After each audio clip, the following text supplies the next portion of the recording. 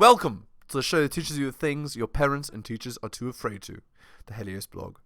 Today, Jordan Peterson and Piers Morgan, they just absolutely lay into Vladimir Putin.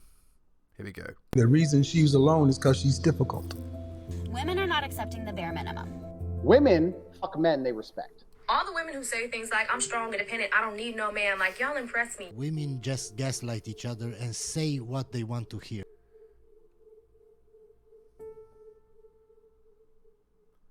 Off to the races. You know, the notion that he's Hitler or Stalin, that's just foolish. I don't see any evidence for that at all. I mean, first of all, Hitler and Stalin were very singular types, and there's a bit of Hitler and Stalin in everyone, so, you know, there's some truth in that. Maybe there's more in the typical Russian leader than normal. A bit of Hitler in everyone? Really? There's more than a bit. Really? Indeed. Oh, absolutely. Yeah, well, why would have Nazism spread the way it did? You know, people think, well, that's all top down. It's not top down. There's a part of people that are all these people who informed on Kate Berbelsing. Well, didn't Goebbels say that the way to get vast numbers of people to go along with what you want to do is to terrify them? Yeah. There's two ways to rule, fear or bribery. Well, that you can hold do a grip of terror over them. Oh, yeah, but... And in a way, that's what Putin's now doing with the Russian people, where he's going back now into a position of they're all trying to get us, they want to attack us, they want to take us over. He's terrifying his people to rally support for what at the moment is a conflict he has started, which is not going the way he assumed. Well, the most, what would you say, the wisest commentators on totalitarian states, like Solzhenitsyn, and many psychological commentators, Jung was a good example of that, made a very straightforward case that you can't have a totalitarian state unless every single person is willing to lie about everything all the time. And you can think about that as top down because the leaders lie too. And they also enforce punishments if you don't lie. But then you can also think about it. The totalitarian spirit is replicated at every level of the society. And so yeah, that's right. So it's like fractal, right? Fractal repetition. In a truly totalitarian state, husbands lie to their wives and parents lie to their children. And the totalitarian state is actually the grip of the lie. And so, and people will certainly go along with that. I mean, we're seeing that emerge here with cancel culture. It's like lie or else. Yes. Indeed. Like, yeah, well. And the Russian people will be bombarded. Cancel culture. Womanist, wokest garbage. All the time with state media propaganda, and will be buying into a lot of what Putin is saying. Yeah. How does this war end, do you think? We're going to find out this winter. Well, indeed. I know what I would do in his shoes. I'd wait till the first cold snap and shut off the taps. Right. Well, because of course he's going to do that. He's got the control over the energy. Of course he's going to do that. He's already warned the West with his insistence that maintenance problems were necessary and the pipelines had to be shut down. Do you think he will use a nuclear weapon? If necessary, he'll use a tactical battlefield weapon. Even if it starts World War III? It won't. Probably. Why? Because we wouldn't respond? What's in it for us? If you let him do it and get away with it, where does that end? Then you are into a Hitler analogy. There's a lot. You can get yourself in a situation, no problem, where there's no good outcome. We're trying to do that right now on every front we can possibly imagine. That's pretty funny, but sadly true. We can easily get ourselves in a situation where it's hell this way and hell that way. That's highly probable. Well, should the Ukrainians give the Russians anything? When I was over there recently interviewing President Zelensky, what I was struck by was everybody I met in Kyiv, the capital city, were utterly resolute. Don't give them. You shouldn't give them anything. You don't negotiate with people like that. You make it hard, and when you make it hard, they waste resources. You fight like they did in Afghanistan, right? Every building, every house, and ultimately you won't be able to take it over. And you can make it a hellhole, though. Of our land. Yeah, well, I can't speak to that because I don't know what the preconditions for peace might be. But I do know that naive notions that the Russians are going to lose somehow, or that we're going to win. Ultimately, everyone will lose, right? Yeah, that's probably the more likely outcome, to be fair. I just don't understand. I don't understand that. Well, what do you mean we're going to win? What are we going to win here exactly? Well, I guess a victory would be that the Russians retreated from Ukraine. With Ukraine in ruins. Right. Indeed. Like Afghanistan 2.0, Syria 2.0, 3.0. Well, okay, fine. That's a hell of a victory. Like, I think Putin could manage that because I think he could tell his people, and I think they might buy it. It's like, we accomplished our objective. We devastated Ukraine and we kept it out of the hands of the West. And that's not great. It's not what we had hoped for, but it's better than the alternative. And I think they would buy that. And I think when Putin went into Ukraine, I thought a bunch of things, which I made a YouTube video about that. People criticized like mad. I thought, okay, well, what's happening here? Oh, I see. His end game for failure is that Ukraine is left in a smoking ruin. Oh, that's a victory. So victory for who? For no one, actually. Then he can lose with impunity. Right. So how can we win? We can't win against Vladimir Putin anyways, because you cannot win against someone you cannot say no to. Period. And we can't say no to Putin because we sold our soul for his oil and gas. And we did that to elevate our moral stature in relationship to saving the planet. And so here we are, facing a very dire winter, hoisted on the petard of our own foolishness and moral presumption. We're saving the planet. We'll see. I don't understand. Think so. It doesn't look like it to me. And this is the most catastrophic issue here. Assuming that we're facing an environmental crisis of planetary proportions, which is not something I buy, by the way. I'm actually inclined to agree. Anyway, considering the world was an entire tropical paradise not so long ago, well, I mean, on geologic timescales, 60 million years ago, and it was fine.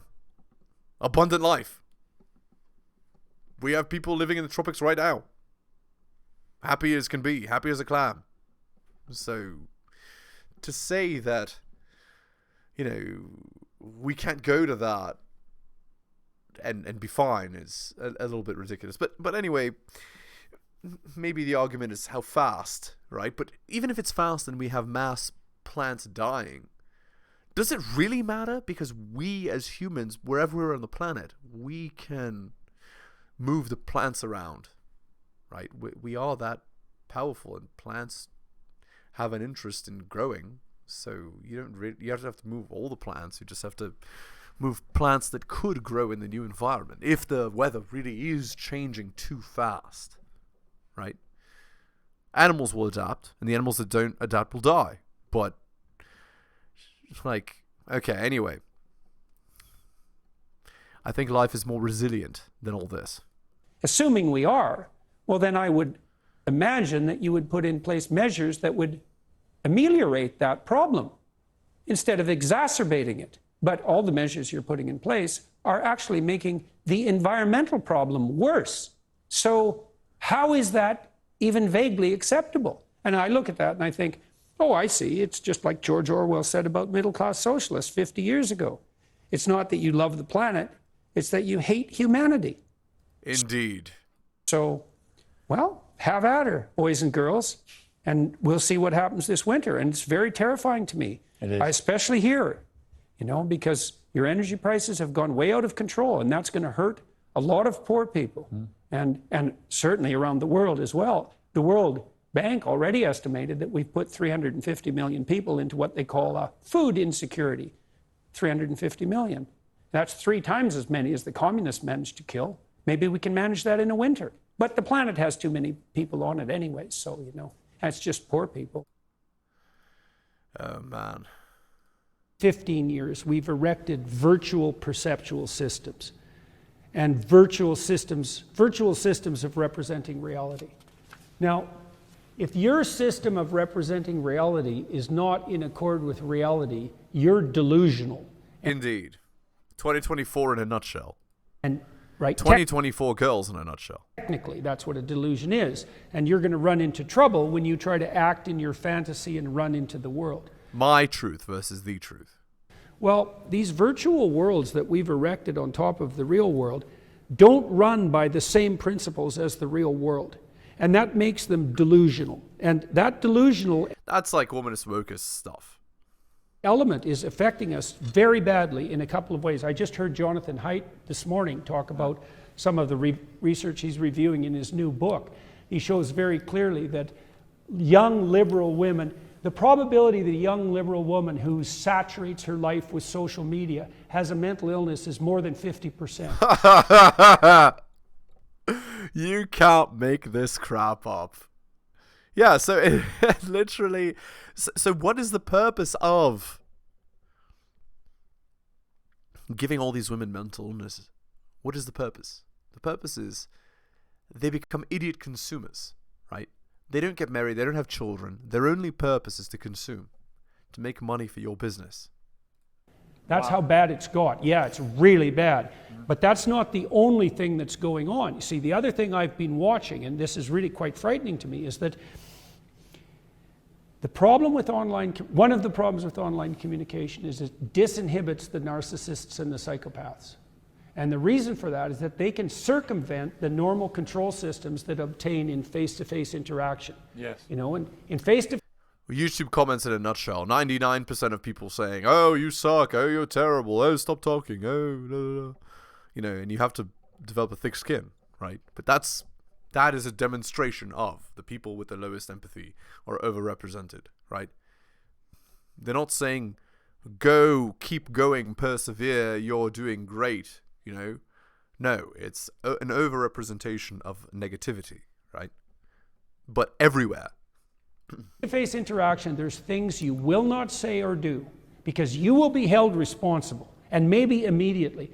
You can say whatever the hell you want online, and you can get away with it too, and maybe even be rewarded for it. And so you just think about the amount of criminality and quasi-criminality online. 35% of internet traffic is pornographic.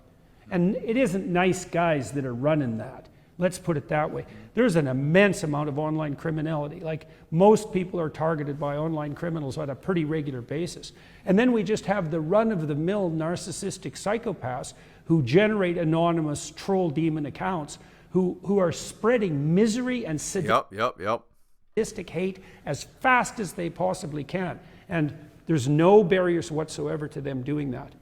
And so then when something does happen that's contentious, let's say, the sadistic psychopaths just make hay out of that, right? They're spreading their misery as rapidly as they possibly can for the lulls and the lulzes and to delight in other people's suffering. And the social media companies are naive enough not to regulate that. Now, regulating it's difficult, but it's a conversation we have to have, Piers, because I think, like... Again, that they let kids use social media like TikTok, Instagram, Reels, YouTube Shorts, in my opinion, is a crime. But how could you possibly make your children's attention span 1 minute long and think that your society is going to be okay? It's not. You're going to have to import people because your population is going to be idiots. If we let the psychopaths, that's 4% of the population, whenever they get the upper hand, and that happens from time to time, everything burns. I also think that young people in particular, they are exposed to such relentless dopamine imagery. You see, I just mentioned that.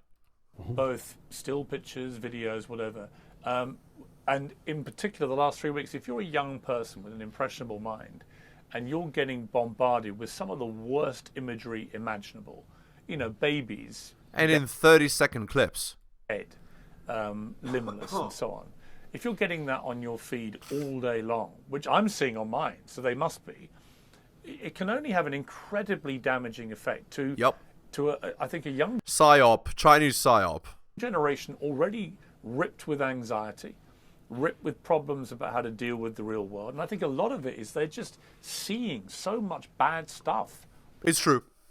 All the time. Giving them PTSD for no reason. On social media, which when I was young, you just couldn't see it. You couldn't see it. You would not be able to access this kind of It's impossible. thing. You were protected in a way Yeah, from well, you'd the have to reality imagine of it in a things book. like warfare, and protected from this kind of imagery. Yeah, well, again, it's a problem of technological revolution, because this new sensory system that we've produced, this new system of perception, it's a fire hose, first of all, that's impossible to govern. You can never get on top of it. It's infinite in its scope. Yeah. And then it allows the pathological and the terrible to spread as rapidly as the beneficial and the good. And so it is. And the idea, we've already discussed this in a previous video, but it's much harder to refute bullshit than it is to create bullshit. Overwhelming. It's not just kids that have a hard time with that. I mean, it's just these technologies, well, what do we expect? They're insanely powerful and remarkable, but they carry with it all of the It's the apple in the Bible. implications of that insane power on the pathological side. And we don't exactly know how to deal with it. We don't know how to regulate. We haven't evolved the social norms even that regulate online conduct. You know, I mean, when I block people on Twitter, let's say, I have qualms about it, you know. Well, I'm in favor of free speech. Do I block trolls online? And when exactly do I block them? You know, I've got more direct about that. I have a couple of rules. You know, if you're anonymous and you're annoying, it's like you're done as far as I'm concerned. But that's just the beginnings of the evolution of anything approximating social norms. But aren't you just saying, I mean, I've wrestled with that, because I've blocked, I think, 11,000 people or whatever it is. I can't remember what the latest tally is. That's crazy. I go on little block spurges sometimes. But to me, there's no contradiction between believing passionately in free speech, but also allowing yourself not to have to listen to it. You don't have to listen. You don't have to listen to a million people telling you, like trolling you. It's true. To what people are saying to you. Well, you have the right in a free democratic society to say, look, you're entitled to say whatever you want, but I don't actually have to listen to it. You're not preventing them from exercising their right to free speech. Yeah, I can think you're an asshole or an idiot and just not deal with you as a result of the ideas you choose to have. I choose who I associate with. I think Piers kind of badly worded it, but I get what he's getting at.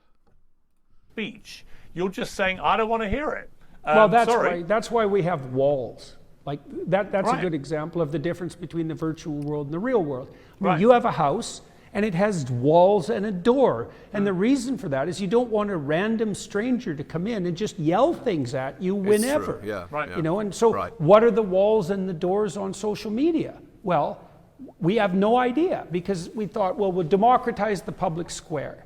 Okay, so what does that mean? It means that any narcissistic psychopath anywhere can say whatever they want to you and everyone you know. Well, you know, that's just not going to work. I say no to that. It's not going to work. There's always been criminals and quasi-criminals and troublemakers, and we have some mechanisms of regulation in the actual world and virtually no mechanisms of regulation whatsoever in the virtual world.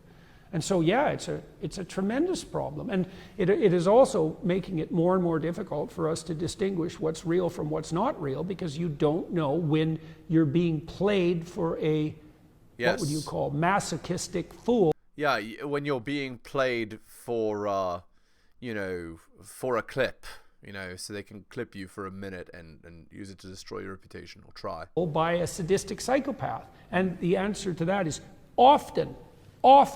Yeah. Frighteningly often. And so my sense, like I've proposed this before, is like I think social media enterprises above a certain size should separate people with verified identities, verified by their site, not with some universal digital ID, separate them from the anonymous types.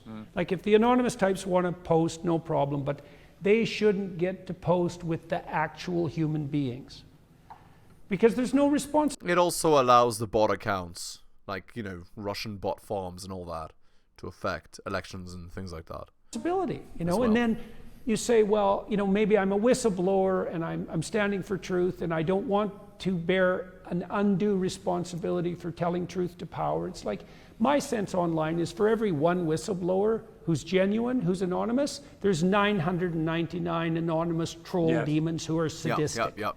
Right. Yeah. That's not a good ratio. You interviewed Bibi Netanyahu quite recently, actually, a few months ago. A lot of pressure on him internally, a lot of criticism.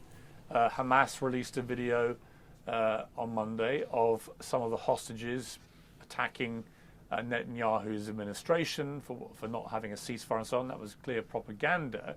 But it also reflects what a lot of people in Israel feel about Netanyahu and the catastrophic failure of security and defense on October the 7th. He's resolutely refused to accept any responsibility or to apologize for that. Do you think he should? Well, I guess I wouldn't presume to know. I mean, my observation about that was that, you know, people said, well, how could this happen? How could the Israeli defense systems be that porous? And I would say, our defense systems are way more porous than anybody would ever want to think. You know, it's very, very difficult to stop people who are willing to light themselves on fire to singe you.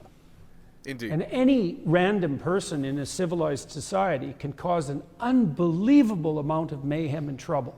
And in order to forestall that possibility completely, which would be impossible in any case, we'd have to move towards a surveillance state. Yeah, right. Like China, where we're being monitored 100% of the time, and then the bloody cure would be worse than the disease. Yeah. In that case, there'd be no freedom. You'd just be a puppet. You'd just be a slave, effectively. It doesn't surprise me that Israel's defense was that porous. I don't think it cannot be in a society that's still vaguely free. And even if you lock people down, Jesus, you can still cause a lot of trouble if you're hell-bent on doing it. So should Netanyahu apologize for the failures of the Israeli defense system in relationship to the Hamas attack? I don't know enough to say. It isn't obvious to me that it failed any worse than you should expect a system like that to fail when it's faced by psychopathic terrorists who are being funded by outside sources who want to do nothing else but cause misery and mayhem. So I interviewed Netanyahu partly because I wanted to talk to him, because I was curious, and I was also an admirer of his economic reforms, the economic reforms that I think did raise Israel to this position of pronounced economic power and entrepreneurial capacity that they now possess, which also made them a more attractive partner. It's a second world country as opposed to a third world country? During the Abraham Accords, because the Israelis had the possibility of offering to the Arabs the sharing of their technology and their entrepreneurial and managerial prowess. They had something to offer along with their, military strength. So I thought that was all to the good. I don't know enough about Netanyahu and about the intricacies of Israel politics. God, it's hard enough keeping track of my own country, to dare to say anything more than that. I'm glad I'm not in his shoes. How about that? That's, I can't imagine there's anything about that that's anything other than abysmally difficult non-stop. So let's turn, Jordan, to the ARC conference. It's why you're in London and I'm actually in Los Angeles at the moment. The Alliance for Responsible Citizenship. This is your brainchild. A huge event, a lot of very interesting speakers from all around the world. You've made it clear it's driven by a desire to be motivational rather than political. Explain that. Well, I've traveled all over the world and met hundreds of thousands of people in various ways, and listened to them and watched them and sampled public sentiment to the degree I was capable, and that was overwhelming, as we've discussed before. I had no idea, really. I had a clinical practice, and I was pretty damn familiar with a reasonable swath of the scope of human misery, but I didn't understand how widespread the sense of demoralization had become, especially among young people. And I got a real taste of that. And I'm tired of the zero-sum apocalyptic fear-mongering story. I agree entirely. Womanist, wokest world is going to crap that's circulating on social media. But again, I don't really use social media, so the irony, right? I have multiple like social media channels that I post to, but outside of this, I don't use social media at all because I find it to be cancerous, so I don't use it. I don't buy it. I don't think any bit of it is useful. I think it's extremely convenient who want to use the crisis to accrue power to themselves. Indeed. And I think that the leader who motivates with fear is a tyrant. And Indeed. the leader might say, well, there's something to be afraid of. And I would say, yeah, Always. there's always something to be afraid of. Indeed. You know, and does the apocalypse lurk in the future? It's like, yes, But that's how about always now? been the case. Yes. So what's ARC's premises? Well, there's two. One is you have a moral obligation to be optimistic about the future. That's a strange statement, right? And it's actually a statement of faith, because I would say, Well, the idea is something is always going to go wrong. How do you deal with it? just as you have an obligation to be courageous about the challenges that confront you in the present, and just as that's the best way of dealing with those challenges, your default attitude towards the future should be, bring it on, we can handle it. And I would also say that... Okay. Cool. Nice way to end the video. Okay, everybody, hit the like, hit the sub, hit all the notifications. Drop me a donation, like Hunter M, Adrian L, Tom and Bobby, Dylan, Renaissance Press, Brian, Andrew, and Alan. Shout outs to you, most recent purchaser of Strategist Guide to Seduction. Thank you. So, you can buy my books at bit.ly/heliosbooks.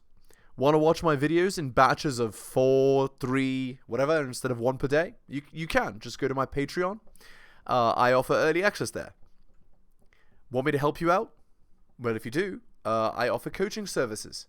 Just message me at theheliosblog@gmail.com. Again, the world is full of people that are trying to scam you, take advantage of you, get you to do what they want and not what you want. So that's what the coaching, we can talk about it. Right? We can help you to have more efficacy, more success in your own life, make the correct choices, and work towards a strong future. All right. Thank you all for listening so much. I really do appreciate it that you listened to the end. Take care of yourselves, and I'll see you next time.